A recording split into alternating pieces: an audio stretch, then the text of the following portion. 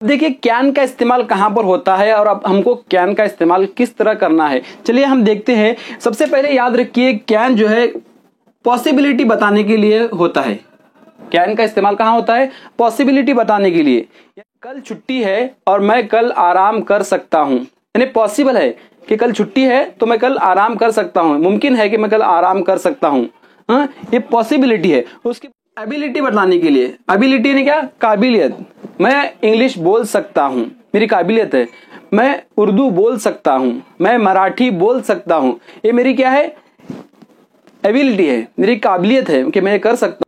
अस्सलाम वालेकुम, hi guys, मैं Abdul Razzaq sir and welcome back to my YouTube channel English बोलचाल में आपका इस्तकबाल है।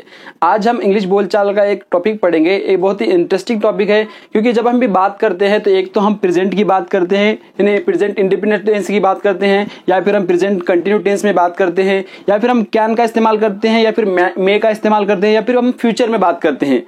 अब हमको अंग्रेजी में बात करने के लिए, इंग्लिश सीखने के लिए, इंग्लिश में टॉकिंग करने के सीखने के लिए हमको ये पांचों चीजों का ग्रामर आना बहुत जरूरी है।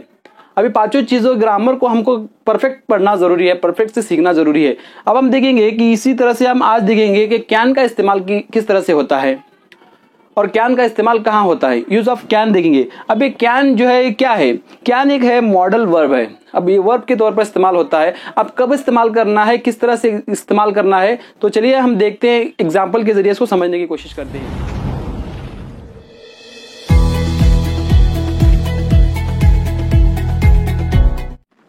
अब देखिए कैन का इस्तेमाल कहाँ पर होता है और अब हमको कैन का इस्तेमाल किस तरह करना है, चलिए हम देखते हैं। सबसे पहले याद रखिए कैन जो है पॉसिबिलिटी बताने के लिए होता है। कैन का इस्तेमाल कहाँ होता है? पॉसिबिलिटी बताने के लिए। यानी कल छुट्टी है और मैं कल आराम कर सकता हूँ, यानी पॉसिबल है कि कल छुट्टी है तो मैं कल आराम कर सकता हूँ, मुमकिन है कि मैं कल आराम कर सकता हूँ। हाँ, ये पॉसिबिलिटी है। एबिलिटी बताने के लिए, एबिलिटी ने क्या? काबिलियत। मैं इंग्लिश बोल सकता हूँ, मेरी काबिलियत है। मैं उर्दू बोल सकता हूँ, मैं मराठी बोल सकता हूँ, ये मेरी क्या है? एबिलिटी है, मेरी काबिलियत है कि मैं कर सकता हूँ। याद रखिए दो चीजों के अंदर कैन का इस्तेमाल होता है, एक तो पॉसिबिलिटी बताने के लिए और दूसरा एबिलिटी बताने के लिए, काबिलियत बताने के लिए और ताकत बताने के लिए भी इसका इस्तेमाल होता है। ये जैसे मैं कार चला सकता हूँ, मैं अंग्रेजी बोल सकता हूँ, मुनज़्ज़ा खाना बना सकती है, हम तेज दौड़ सकते हैं, हम बच्चों को पढ़ा सकते हैं, ऐसे एग्जाम्पल।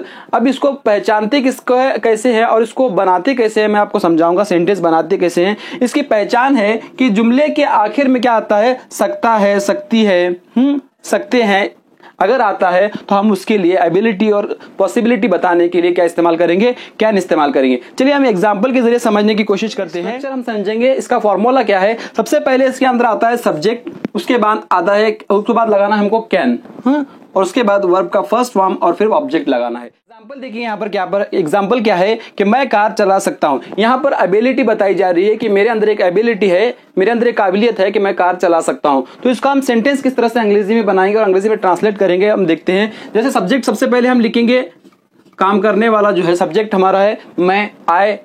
उसके बाद हमको क्या लगाना है? कैन लगाना है। फॉर्मूले के हिसाब से हम बनाएंगे। उसके बाद हम क्या लगाएंगे? कैन। उसके बाद क्या लगाना है? वर्ब का फर्स्ट फॉर्म। वर्ब क्या है? चलाना, चलाना।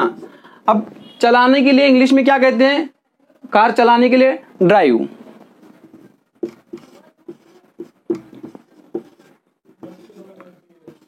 ड्राइव, आई कैन ड्राइव, क्या चला सकता हूं? Car. I can drive car, मैं कार चला सकता हूं, यह एबिलिटी है हमारी। उसके बाद दूसरा एग्जांपल है, मैं अंग्रेजी बोल सकता हूं। यहां पर भी सेम फॉर्मूला है। सबसे पहले हम सब्जेक्ट लिखेंगे, मैं के लिए हमने लिखा आई। उसके बाद क्या है? सकता हूं के लिए क्या लगाएंगे हम? कैन लगाएंगे। आई कैन, वर्ब का फर्स्ट फॉर्म, बोलना, स्पीक, फर्स्ट फॉर्म है स्पीक। आई कैन स्पीक, क्या बोल सकता हूं? ऑब्जेक्ट है हमारा इंग्लिश।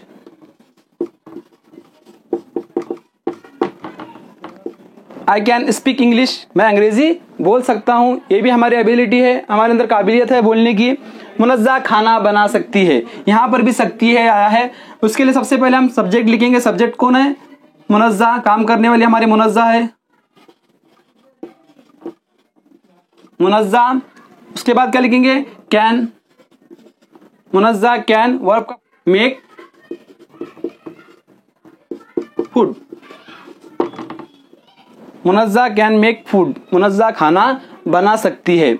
उसके बाद देखिए हम तेज दौड़ सकते हैं, सेम फॉर्मूला इस्तेमाल करना है। हम के लिए क्या इस्तेमाल करेंगे हम,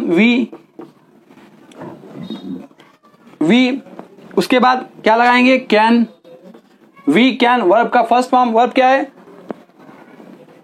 दौड़ना, हाँ, रन फास्ट, तेज, वी कैन रन फास्ट, हम तेज दौड़ सकते हैं। उसके बाद क्या है, हम बच्चों को पढ़ा सकते हैं, हम वी, उसके बाद कैन, वी कैन पढ़ाने के लिए क्या कहा जाता है, टीच, वी कैन टीच, किसको, बच्चों को, द चिल्ड्रंस,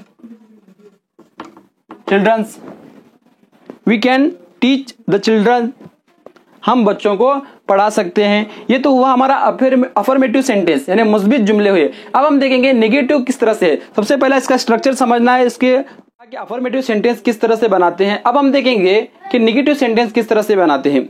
देखते हैं, चलो हम इसका फॉर्मूला क्या है कि इसका स्ट्रक्चर किस तरह से है। सबसे पहले हमको लिखना है, इसके अंदर सब्जेक्ट लिखना है, उसके बाद कैन लिखना है और उसके बाद नॉट लगाना है, उसके बाद वर्ब का फर्स्ट फॉर्म और आखिर में ऑब्जेक्ट लगाना है। बस सेम है, बस उसके अंदर नॉट ऐड करना है। तो चलिए यहाँ पर एक सेंटेंस दिया गया है कि मैं खेल नहीं सकता हूँ। जैसा हमने फॉर्मूला लिखा था उसी तरह से सबसे पहले सब्जेक्ट लगाएंगे, सब्जेक्ट आई लगाएंगे, मैं के लिए आई इस्तेमाल होता है और सकना सकते के लिए क्या आता है, कैन, आई कैन। उसके बाद नहीं, नॉट, खेलने के लिए play, I can not play. इसको लिखते वक्त में हम कैन नॉट लिखते हैं और पढ़ते वक्त में इसको हम क्या कांट भी कह सकते हैं, आई कांट प्ले, मैं खेल नहीं सकता। चलिए दूसरा सेंटेंस देखिए, तुम नहीं जा सकते। सबसे पहले हम लिखेंगे सब्जेक्ट, तुम के लिए हम सब्जेक्ट लगाया यू, सकता, सकने के लिए क्या आता है, कैन, यू कैन। उसके बाद हमने लगाया नॉट, जा सकते, जाने के लिए क्या होता है, गो, यू कैन नॉट गो। इसको हम यू कांट गो भी पढ़ सकते हैं, तुम नहीं जा सकते। उसके बाद वो अकेली नहीं जा सकती है, वो अकेली नहीं जा सकती है, थर्ड पर्सन सिंगुलर है तो इसके लिए हम क्या लिखेंगे, शी लिखेंगे, शी। उसके बाद लगाया हमने कैन, शी कैन नॉट, वो अकेले नहीं जा सकती, जा सकती के लिए क्या, गो, अकेली, alone, she can't go alone, she can not go alone. उसके बाद देखिए मैं कार नहीं चला सकता। सबसे पहले हमने लिखा सब्जेक्ट आई, मैं के लिए आई लिखा, उसके बाद लिखा हमने can, I can not drive car, I can't drive car, I can not drive car, मैं कार नहीं चला सकता हूं।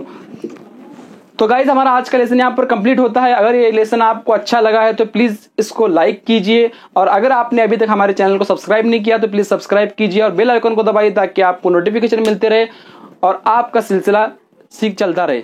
Thanks for watching, thank you.